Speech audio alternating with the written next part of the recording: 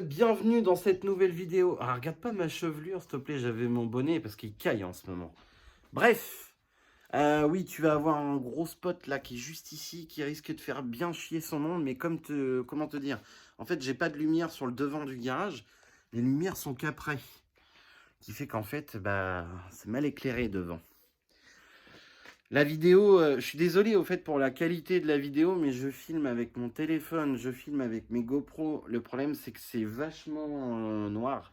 Donc la qualité est pas top. Tu m'excuseras, ça ira mieux dans le temps, mais pour le moment, ça sera comme ça. Bref, on continue le projet de la Lupo. Regarde, elle est là. Je suis en train justement d'étiqueter un peu. Alors tu vois, tu me demandais comment moi je fais. Bah, je vais t'expliquer.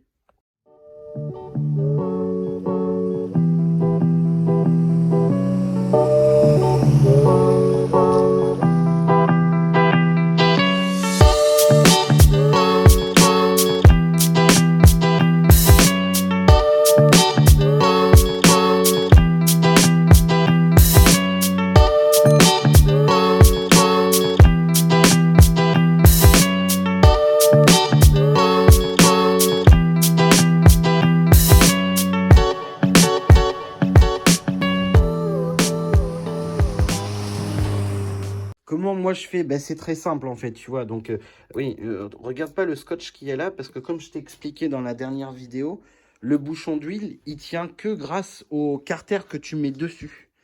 Or, le carter que tu mets dessus se visse sur le couvre-culasse par le biais de ce petit trou-là. La vis, elle a pété dedans. Donc, le carter, il tient pas.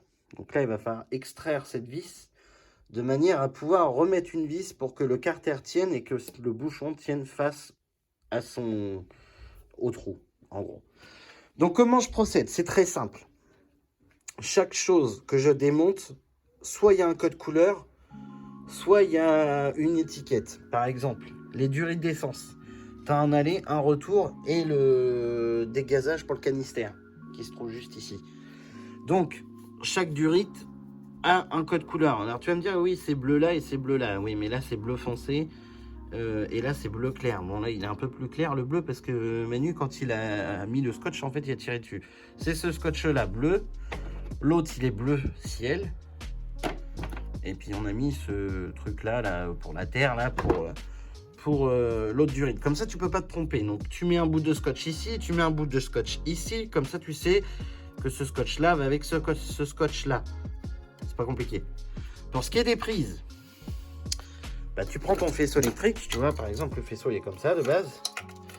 Tu as une prise ici. Donc, ça, si je ne m'abuse, c'est le capteur qui gère le moteur de pas à pas, qui gère donc le ralenti de la voiture. Ça, c'est le boîtier papillon, capteur de pression de la pile d'admission. Donc, le capteur qui se trouve juste ici. Tu mets des étiquettes dessus à chaque fois. Voilà. Petites étiquettes, ça, bon, faut pas être trop con pour savoir que c'est les 4 injecteurs. La pipe à eau, donc la sonde qu'il y a sur la pipe à eau, et tu fais pareil sur tous tes faisceaux électriques. Comme ça, quand tu vas remonter le moteur, bah, tu sais où chaque prise, elle va. Et si tu connais pas les noms des prises que tu débranches, bah, c'est très simple, tu mets un numéro. Par exemple, tu vois, ici, tu mets un 1, puis sur la prise, tu mets un 1. Comme ça, tu sais que le 1 va avec le 1. Ainsi de suite, le 2 avec le 2, le 3 avec le 3. Voilà, donc tu vois, moi, il y a des étiquettes un peu partout. Moi, après, c'est parce que moi, je connais les noms, mais chacun ne connaît pas tout. Le tuyau de direct assisté. Parce que là, le même principe que pour la Golf 4, la pompe de direction assistée va rester sur la voiture. Parce que sinon, en fait, il faut que tu débranches la durite qui va directement à la crémaillère de direction. C'est une merde. Clairement, c'est une merde. Et puis moi, vu que la voiture va rester sur ses roues, vaut mieux que ça reste dessus. En fait, pourquoi je démonte le moteur, comme je vous ai déjà dit, c'est pour enlever toute cette merde, toute cette crasse, toute cette poussière, toute cette merde. Ouais, je viens de shooter dans la canette. Toute cette merde, je vais tout nettoyer. Bocal de liquide de refroidissement, tu le sais très bien, il est neuf. Il y en a un qui arrive. Le bocal, pareil, on va le peindre, sauf que je vais peut-être au final le peindre en noir, parce que je me suis dit vert plus vert, ça va faire trop de vert. Donc il va peut-être être peint en noir. La batterie, elle dégage, bien trop grosse pour une si petite voiture. Je crois que d'origine, là-dessus, c'est des 45 ampères-heure. Là, je crois que c'est une 80. Tout va bien, c'est normal. De plus, alors la voiture tournait bien, hein, mais elle avait un peu de mal à avancer, si tu veux. Bon, déjà, c'est un 50 chevaux. Ça va pas bien vite. Mais tu vois, la durite de dépression qui part d'ici, elle revient sur le capteur de pression de rampe. Bah ouais, c'est... Voilà. Il y a un petit moment que c'est sans la durite, en fait. Donc déjà, à mon avis, elle tournait pas avec la bonne pression d'essence. De plus, j'ai une autre durite qui se trimballait que j'ai mis là, celle-là. Là. En fait, elle part de cette tétine-là et elle vient par là. Ou, je sais pas. J'ai ma petite idée, puisque normalement, au-dessus, tu as le couvercle donc, de la boîte à air. Et je pense que ça fait partie des durites que tu as ici. Tu vois? Tu as des durites là, pouf. Et ben en fait, à mon avis, elle se branchait là à la base. Et là, bah, il était pas. Donc tu vois, plein de petites dépressions en moins fait que le moteur forcément devait pas tourner au mieux de sa forme. Donc bah, là, il va falloir tout remettre. Et puis enregistre bien comment il est bien dégueulasse, comment il est bien crado, comment il est bien tout ce que tu veux. Parce qu'après, il va être beau, il va être magnifique. Comme la Golf 4 en fait. Ma petite signature, j'aime bien peindre. Je peins le moteur, comme ça le moteur est tout beau. Ah oui, et pareil que pour la Golf 4, alors là c'est pas pareil que la Golf 4, mais à la base je voulais changer le bocal de liquide de frein aussi. Mettre un bocal de liquide de frein, voilà, le bocal je le trouve pas de la Lupo. C'est pas du tout le même que celui de la Golf 4. Et sur tous les sites que j'ai pu faire, je ne trouve pas ce putain de bocal. Il n'y a rien à faire. Donc, bah, on va pas le... Alors, je vais pas le peindre parce que quoique, si je le peins en vert, ça peut être stylé, non, avec le bouchon jaune. Parce que de toute façon, on voit pas le niveau à travers. Donc, que je le peigne ou que je le peigne pas, le niveau, tu le verras pas non plus, dans tous les cas. Donc, autant le peindre. Donc là, ce qu'il y a à faire maintenant, je déconnecte toutes les durites d'eau. Je déconnecte tous les câbles, tous les fils. Je me suis aperçu également aussi que c'est une voiture où le faisceau moteur se sépare du faisceau habitacle. Ce n'est pas le cas de toutes les voitures. Tu as certaines bagnoles où le faisceau moteur, en fait, il reste dans l'habitacle, sous le compartiment moteur. Donc tu le fous sur le côté. C'est un peu le cas de la Golf 4 d'ailleurs. Et tu sors que le moteur. Là, en l'occurrence, sur cette voiture-là, le faisceau moteur se détaille du faisceau, de la sortie de faisceau qui vient de l'habitacle. Donc de ce câble-là. Voilà, toutes les prises, en fait, ils sont là. Tu vois, c'est tout le bordel que tu as là. Moi, je vais tout sortir quand même au final. Parce que ça va nous permettre de réviser un peu le faisceau électrique. De remettre des gaines en plastique, tu vois, là où il n'y en a plus. Mettre un petit coup de Chatterton noir là où il y en a besoin. Pour que tout soit propre. Mais bon... Prends beaucoup de photos, encore une fois. Prends beaucoup de photos quand tu fais des opérations comme ça. Si tu as le temps, bah, tu sais que c'est une opération qui va te prendre quelques mois. Ce qui est mon cas, hein. Moi ça va me prendre quelques mois à faire.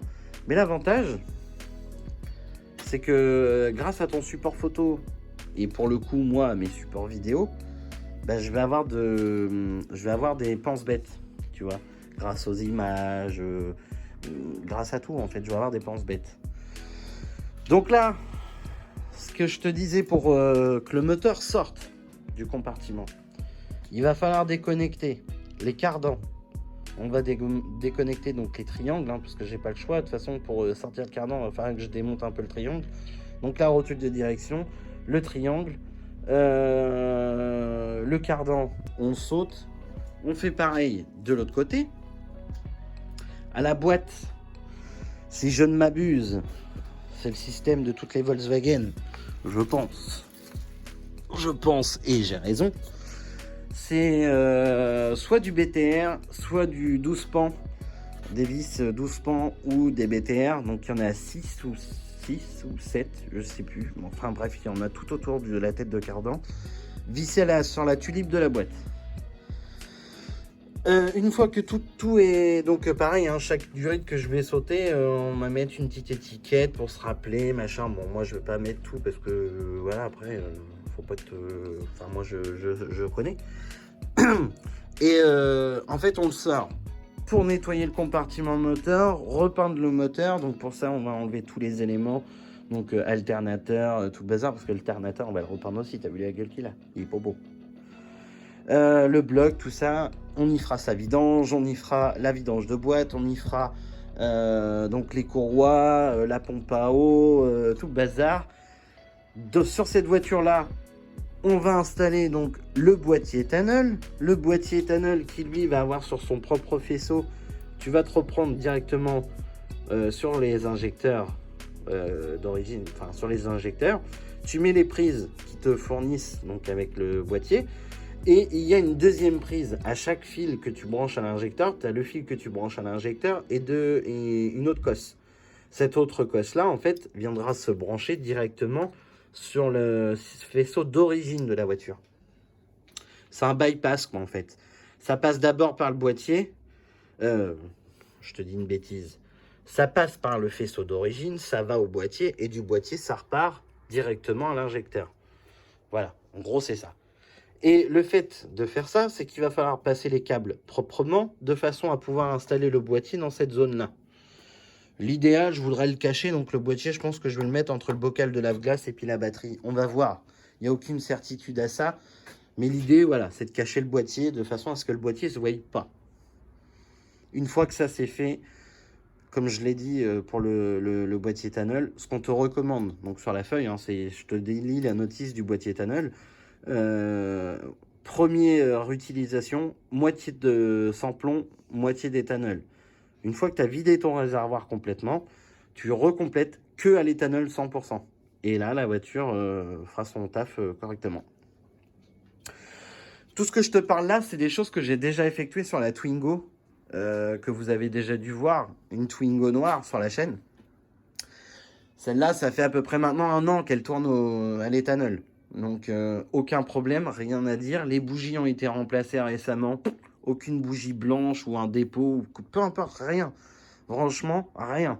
Comme si elle tournait au sans-plomb normal. C'est pareil, sauf que là, elle te coûte 50 balles de moins par plein. C'est pas compliqué. Donc là, je te pose sur le trépied. On va attaquer directement sur de finir de dépoiler un peu les faisceaux électriques, les durites, tout le bordel là. Et après, on s'attaque au cardan et on prépare.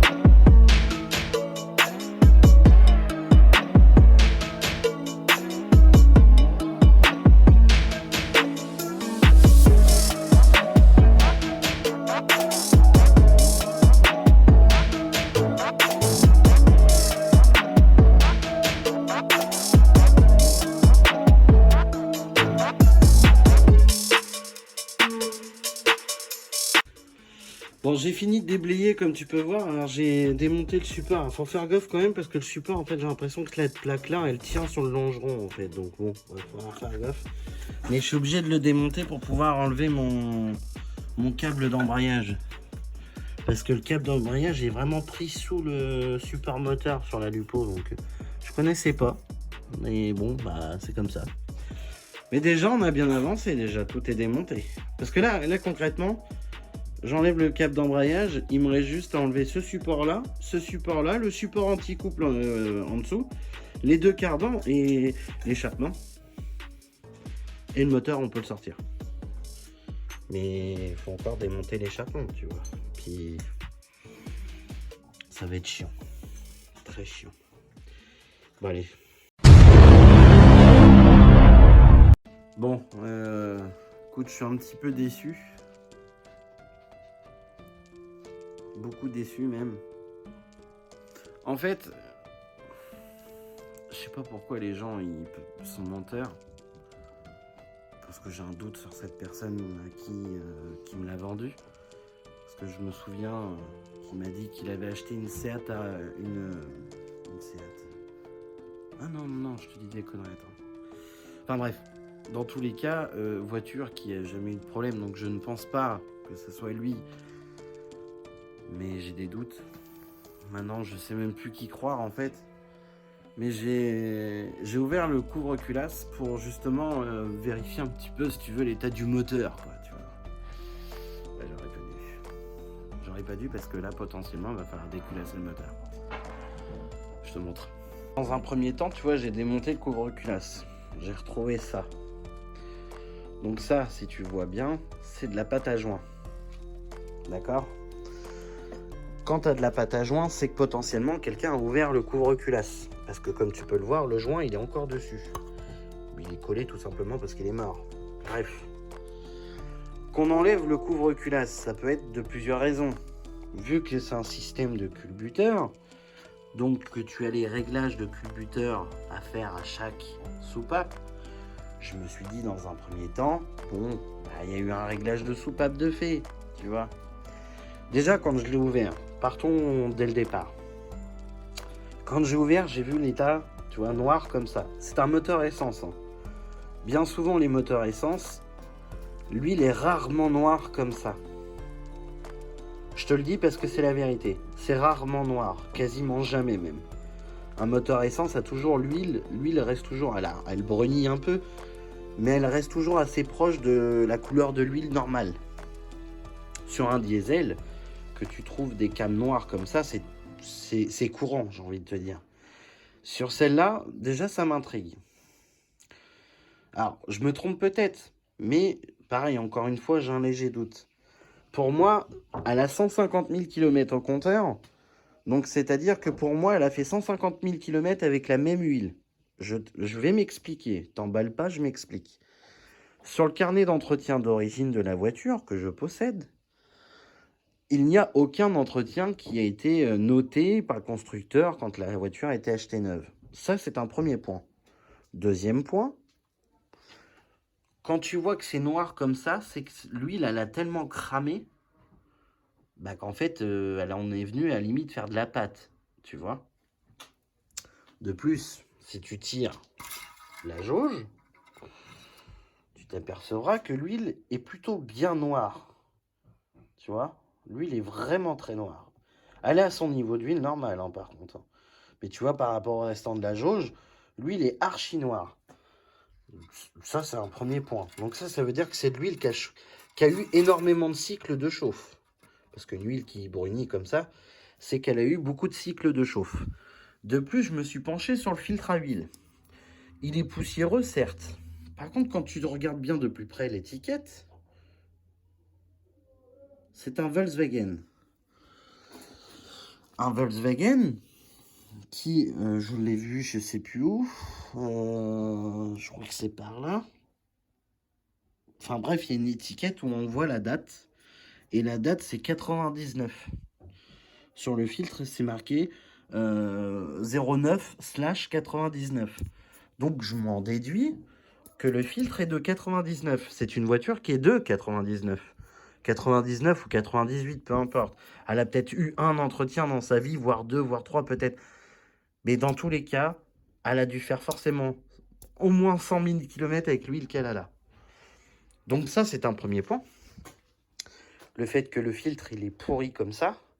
Le fait que l'huile est pourrie comme ça. Et si tu veux, je me suis dit, tiens, j'ai vu les trous au fond là-bas, là. Et j'ai voulu gratter avec un tournevis, tu vois, pour voir un peu la merde qu'il y a. Parce que quand je te dis que c'est archi épais, c'est vraiment archi épais. C'est dégueulasse, hein, tu vois. Et qu'est-ce que je trouve? Ça.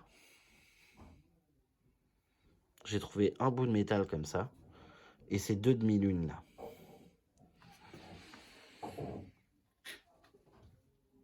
Ça m'énerve. Clairement, ça m'énerve. En fait, je passe ici parce qu'il faut que je te montre. Il faut que je t'explique.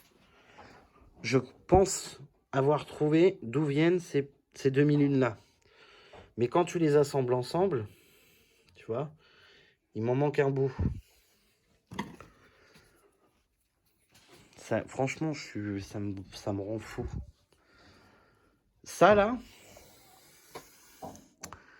en gros, ça va là entre les deux. Entre le culbuteur, là, et le passage d'huile, tu vois. Je sais plus où il y en a une que je peux te montrer, tu vois. Je sais pas si tu vas arriver à la voir. Mais juste ici, là, on en aperçoit une. Alors, je vais essayer de te montrer un endroit où on la voit bien. Là. Tu vois au bout de mon tournevis, là? Regarde, je vais essayer de la bouger. Il y en a une juste ici. Tu vois? Ça, ces cales-là, là, ils vont entre chaque culbuteur. Donc, tu en as une là, une là, une là, une là. Enfin, là, hein. Là, là, là. Pareil sur tous les culbuteurs. Et quand tu calcules, il m'en manque 2. J'ai 2 culbuteurs où il m'en manque, tu vois. Je sais plus si c'est celle-ci, regarde, on la voit bien là. Tu vois, il y en a une là, là. Il y en a une là. Par contre, j'en ai pas là. Tu vois, alors que sur toutes les autres, bon là, tu as le ressort, donc c'est pas là. Là, elle y est. Je sais pas, c'est pas évident de te montrer parce que honnêtement, on la voit pas des masses. Ah bah non, c'est sur celle-là, non, je te dis des conneries. C'est sur celle-là qu'il n'y est pas, justement. Tu vois, sur celle-là, il n'y est pas. Là, si je me décale à côté, c'est pas évident de te montrer, en fait. Là, il y en a une. Là, je sais pas si je peux... Attends, j'essaie de te... Là, il n'y en a pas. T'as vu comment j'ai décalé le... Comment j'ai réussi à le décaler, en fait? Là, il y en a une. Là, il n'y en a pas. Donc, soit, en fait, j'en ai qu'une. Soit j'en ai qu'une par culbuteur. Soit j'en ai 2. Donc ça, il va falloir que je me renseigne parce que je ne sais pas du tout. Dites-moi dans les commentaires, pour ceux qui connaissent, si tu es censé d'avoir des cales. Alors pour moi, on dirait des cales de jeu axial. Tu vois, pour moi, je pense que c'est pour éviter que le culbuteur bouge de trop sur l'arbre. Et pour moi, il en manque. Ça, c'était pas prévu au programme. Hein. Puis franchement, quand tu vois l'intérieur, on a l'impression que ça n'a pas graissé depuis des années. C'est un truc de ouf quand même. Ça m'énerve.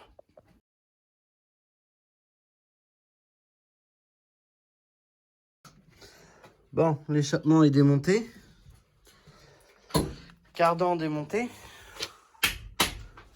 Voilà, on est en train de taper sur l'autre parce que l'autre est complètement grippé dans le moyeu. Mais bon, là, on a réussi à l'avoir.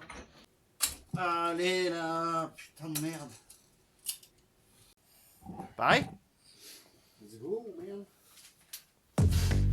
Je te redis, je sais pas quoi qui pèse. Hein.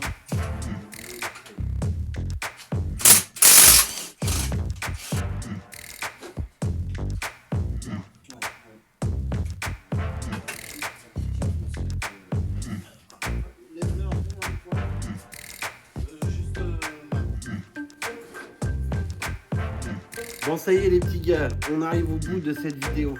Donc la prochaine vidéo, on va continuer sur le moteur de la Lupo, mais déjà dans un premier temps, je vais déjà te montrer ce que ça donne.